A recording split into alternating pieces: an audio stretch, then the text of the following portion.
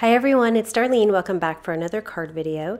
Today's card uses another set from the Ellen Hudson release on Tuesday. It's called Make It Beautiful. It's got a lot of really cute, adorable stamps in it. And also there are some coordinating dies that I'm going to use. The first thing I'm going to do is stamp my nail polish onto some Neenah Solar White cardstock using Memento Tuxedo Black ink. And then I'm going to color it in with some Copic markers. These are the pinks that are my go-to pinks right now. I use them all the time. I think the RV19 doesn't really match very well, but it works for me, so I just keep using it. I probably will eventually buy something that matches a little bit better with the other three markers. But you can see that I'm doing thick lines on the left and thin lines on the right. And by doing this, my reflection is going to end up about 2/3 of the way to the right from the left. So now I'm working on my RV13, my third color. So I've got a thick line on the left and then a thinner line on the right. And so I'm going to finish up with the RV10. And this is my lightest color. And as I move inward, I'm going to leave just a tiny little bit of white right in the middle of that. And after I was finished, I thought I need a little bit more color. So I went in with my RV13, that third color, and I colored a little bit on the bottom, a little bit on the top, and then I blended it out again with my RV10 to make sure everything was nicely blended. Usually when I'm coloring, I'll take my darkest color at the very end and just add one more little tiny line of color. And this is where the nail polish bottle is kind of fading around the corner, and so that's where you're going to get the darkest color. So I'm just going to add a little bit more on the very, very edge. And then I quickly went back in with my RV14 and the 13 just to make sure that I didn't have any lines. You could leave it like this. I'm going to go and add two more little bits of detail. The first is my colorless blender, and I'm just going to draw a very thin line down my highlight. And sometimes it takes a while for you to see it, so you want to not add too much and wait for a bit. And then finally I'm going to take my white gel pen and I'm going to add just a little thin line, and that's going to be kind of my ultimate reflection. All right, now moving on to the top, I'm using all grays. I've got 4 different grays here. You just kind of use what you have, and the darkest should be pretty dark because I want the handle to be more black with reflection.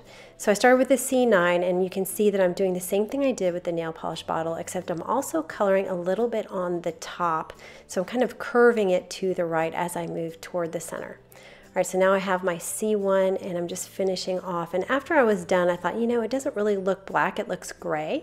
So I went back in with another layer of color, and now I'm making my lines thicker than they were so that it's darker as it gets toward the middle. So you can see how much darker this is. And then I'll finish off now with my C1. And I'm going to do the same thing with the top. I'm just going to kind of add a little bit of each color. It's kind of hard to see. These are such small areas, the top and the bottom. But I'm going to add a little touch of each one and then just sort of evaluate it. And I decided I wanted it to be a little darker again, so I added a little bit more of the darker colors. For the bottom, I'm going to follow the same exact color gradient of the pink. So wherever there's the darkest pink, it's going to get the C9 and then the C6, and I'm going to keep moving so that I'm moving toward that highlight so it's in the exact same spot as the nail polish. So then here's my C1 right here, and I'm finishing it off. I'm leaving a tiny little bit of white in the middle. And then just like I did with the nail polish, I'm going to take my Zero colorless blender, and I'm just going to draw a tiny little very fine line in the middle of my top. And then I'm going to also add a little bit to the bottom. I don't think it really did anything. And then again with the gel pen, just a tiny line at the top, and then that's pretty much all I needed. All right, so I'm going to take the coordinating die and put it right there on top and run it through my Big Shot. Now I stamped this with Versamark ink, and then I sprinkled some white embossing powder on it. This sentiment comes with the set. And then I trimmed it so that it was even at the top and the bottom. I'm going to add a little bit of tape runner to the front of my sentiment. You can see I use my ATG tape runner even though it's ginormous, even on little applications. I'm just really used to it. All right, so I'm going to put that on the front so that it's flat. And then I'm going to take my scissor, and I'm just going to do this by hand and just trim the right so that I have the same distance between the sentiment on the left and the right. Now I've flipped this over. I'm going to take some Scotch foam tape and cover the back. I have some DMC metallic thread. This is silver, and I'm just going to start it on top of the Scotch foam tape.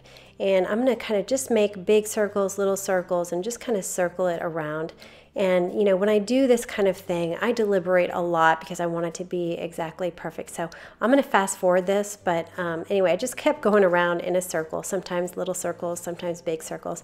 I found that moving the nail polish was better than twisting the string because it got all kind of twisted up. So if you move your nail polish around in a circle, it'll twist around much easier. All right, now that I've got that finished, I'm going to cut off the end and I'm just going to place it right there so you can't see where it ends, right on the Scotch foam tape. I have a Hero Arts note card, which is white on the inside, and I cut a piece of Simon Says Stamp vellum. It's my favorite vellum right now. It's just the perfect thickness. And I realized I forgot to put the foam tape behind my sentiment, so I just scooted my thread to the side and added a little piece of tape under there. And now I'm going to center it on top of my vellum. Now I haven't adhered my vellum yet. I just sort of put it there so I can center it. And then I'll flip this over and I'm going to put some glue dots down.